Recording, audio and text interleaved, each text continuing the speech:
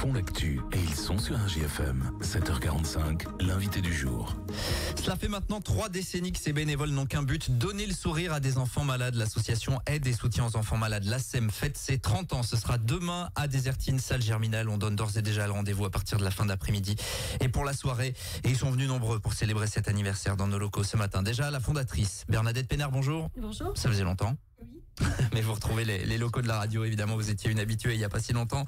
Également avec nous Jean-Pierre Chauvet, bonjour Jean-Pierre. Bonjour. Artiste, on présente plus quasiment sur cette antenne évidemment et qui a travaillé sur le spectacle qui sera joué demain. Michel Cordebeuf également, bonjour. Bonjour. Auteur, interprète.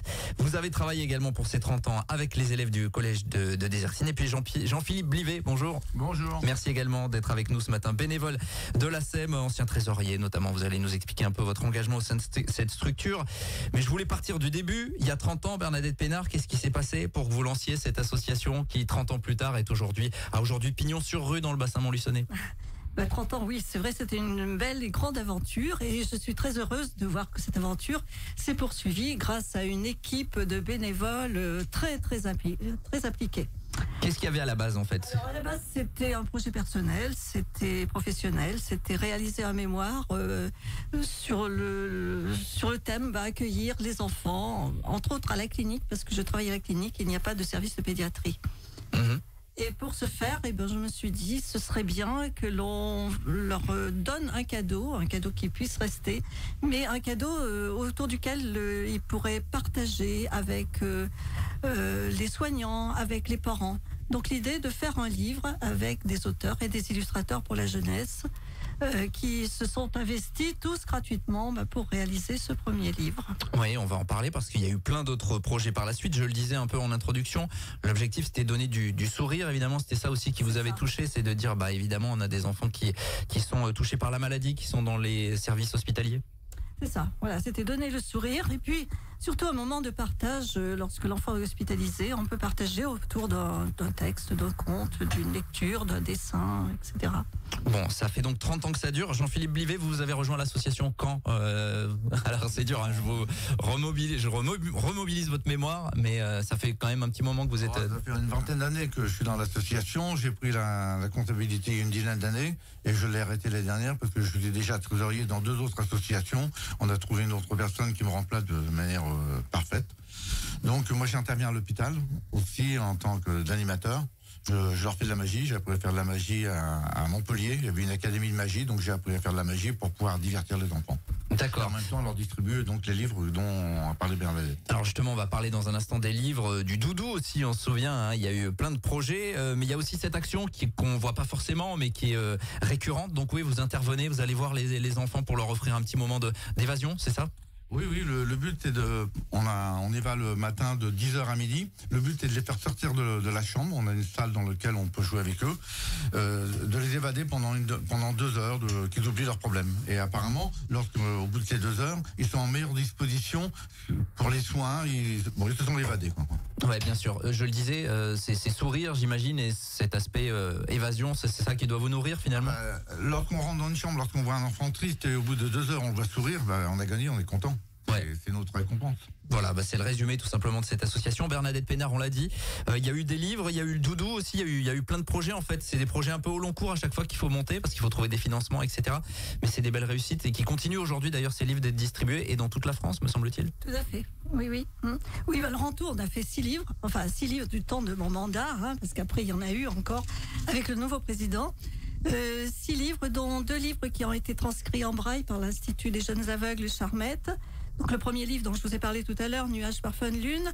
Le deuxième livre, Faridoul, c'était un livre qui a été réalisé grâce à la rencontre avec Christiane Keller, qui était une poétesse et qui a écrit un livre de poésie. Et aussi, ça a été l'occasion aussi de participer au Printemps des poètes avec des expositions dans différents lieux. Ça pouvait être la banque, ça pouvait être la poste, la mairie, la pédiatrie et la participation des médias qui publiaient pendant toute la semaine du Printemps des poètes des poèmes des enfants écrits en pédiatrie et dans les écoles aussi. Le troisième livre, Amimo, alors ça c'était le petit chouchou là de l'association, enfin des enfants plutôt. Et là c'est la rencontre avec Jean-Pierre Chauvet, un 1er janvier, on s'est rencontrés, il me dit je pourrais peut-être faire quelque chose pour toi. ok, on y va. Ouais. Et on fait un CD, donc à Mimo. Voilà, c'était aussi une belle réussite, puisque ce livre a été distribué à Poitiers. Et c'est à ce moment-là que l'on a rencontré Michel Cordebeuf à Poitiers. Et on avait rencontré aussi Yves Duteil. Et voilà, Michel Cordebeuf connaissait Elisabeth Bramy, qui était donc psychologue pour les enfants dans un hôpital à Paris. Et elle nous a dit, tiens, ce serait bien de faire un livre pour les adolescents. Donc ce livre, c'est Si je t'écris, auquel ont participé de nombreux auteurs et illustrateurs pour la jeunesse. Et ce livre aussi a suscité aussi un autre projet, un projet d'art postal. On a fait de l'art postal dans les écoles, du mail art. On a écrit à des mail artistes du monde entier qui nous ont envoyé des courriers. Et puis il y a eu une distribution des courriers par notre facteur en vélo dans les couloirs de pédiatrie. C'est magnifique, effectivement, c'est des belles images. Rapidement, le nom du doudou, Merveille. voilà, c'est ça, Merveille. qui avait aussi été l'un des projets. Il y a eu aussi des réalisations dernièrement autour de la situation de handicap de certains enfants. Donc là, c'est donc le nouveau président, enfin le président Que l'on salue d'ailleurs ce matin. Marc Ojard. Bien sûr. Oui, voilà, Marc Ojard qui n'a pas pu venir. Il a des petits problèmes de santé, mais ça va s'arranger. Bien sûr, bien Et sûr. Donc oui, donc Je grandis, c'est un livre qui a été réalisé par les équipes du Rocher Fleuri, entre autres, hein, justement pour accompagner les adolescents qui se posent beaucoup de questions cette période d'adolescence. Hein. Bien sûr. Alors ça fait partie des réalisations. Il y en a plein d'autres, mais le temps file malheureusement. On va devoir évoquer la journée de demain, salle Germinal à Désertine, parce que 30 ans, évidemment, ça se fête. Hein. C'est encore évidemment le bel âge. Ce sera à partir de 17h. C'est ouvert à tout le monde, à ceux qui veulent s'engager aussi auprès de l'association. Il y a toujours besoin de nouveaux bénévoles. Je vais me tourner vers Michel Cordebeuf. Expliquez-nous comment vous avez travaillé pour cette journée de demain et ces 30 ans avec les élèves du collège de Désertine. Ce qui est extraordinaire, ça a été de créer avec les enfants du collège pour que ce soit la voix des enfants qui appuie cet anniversaire.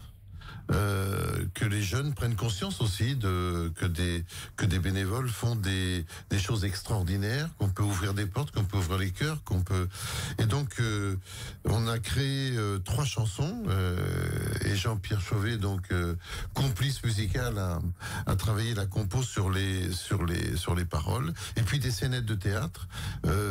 C'est un petit peu une prise de conscience de la part de ces jeunes, parce qu'on leur a dit, c'est votre parole qu'on va transmettre, c'est votre parole qui va souligner cet anniversaire. J'ai trouvé l'idée extraordinaire. J'avais déjà eu la chance de travailler sur le livre Méli-Mélo, où j'avais fait un marathon dans la ville de Montluçon, et on s'en souvient encore avec Bernadette. Ça a été extraordinaire, et j'anime beaucoup d'ateliers justement de ce sens-là, c'est-à-dire que la parole, l'écrit, et c'est quelque chose de très important pour porter justement les messages.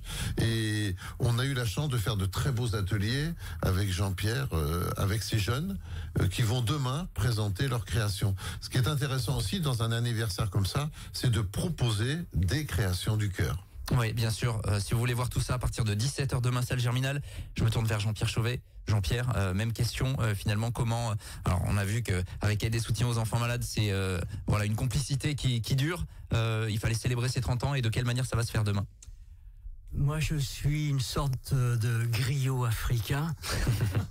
J'accompagne et j'agrémente avec ma musique les bons moments de la vie, les moments qui rassemblent, qui créent du lien intergénérationnel, et pour que la fête soit complète. Et je vais vous faire une petite surprise, c'est avoir comme invité au concert qui va suivre une amie qui est une fantastique chanteuse de reggaeton qui s'appelle Reina Saba. Que l'on a déjà eu évidemment à cette antenne. On était venu d'ailleurs la rencontrer dans vos studios. Donc voilà, ça va être quelque chose de rythmé. L'objectif, c'est un anniversaire, on s'amuse. Mais oui, c'est une musique qui s'adresse aussi bien à l'âme qu'au corps, hein, et vous verrez, c'est plein de charme, plein de rythme.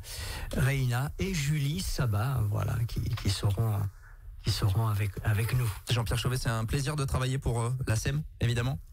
Ah ben moi je suis l'ami permanent, oui, c'est ouais. Ce que je note en tout cas, on rappelle cet anniversaire pour tous ceux qui veulent y aller demain à partir de 17h, salle Germinal à Désertine, où vous pourrez découvrir tout ce travail fait avec Michel Cordebeuf, avec Jean-Pierre Chauvet, avec les bénévoles également. Ce que je note entre vous là pour conclure sur 1 minute, c'est la complicité. Vous avez des souvenirs communs en fait. C'est ça qu'on retient. C'est l'amitié. L'amitié, c'est une amitié qui dure, très forte, et c'est en même temps cette résonance. Moi, je cite souvent l'exemple du vécu avec la SEM. J'en parle autour de moi. C'est quelque chose qui est en nous, et on a envie de transmettre ça. Bien sûr. Je disais tout à l'heure, Jean-Philippe, ouvrir des portes. Moi, je suis allé chanter pour les enfants. Ça, on reste marqué à vie. Ouais. Ces moments, seul à seul avec un enfant malade, on reste marqué à vie et on a envie de continuer et surtout de transmettre le message. Bon, Bernadette Pénard, on se donne rendez-vous dans 30 ans Voilà. pour parler des 60 ans.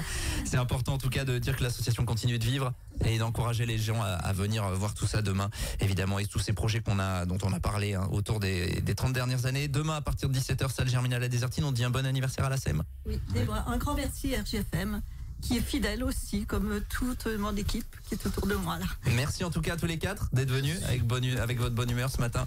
Et nous on va continuer, le direct continue, 7h57, on revient dans quelques minutes. Tous les matins, 7h45, l'invité du jour en direct sur RJFM. Retrouvez l'invité du jour en podcast sur rjfm.net et l'appli RJFM, mais aussi en replay vidéo sur YouTube et Facebook. RJFM.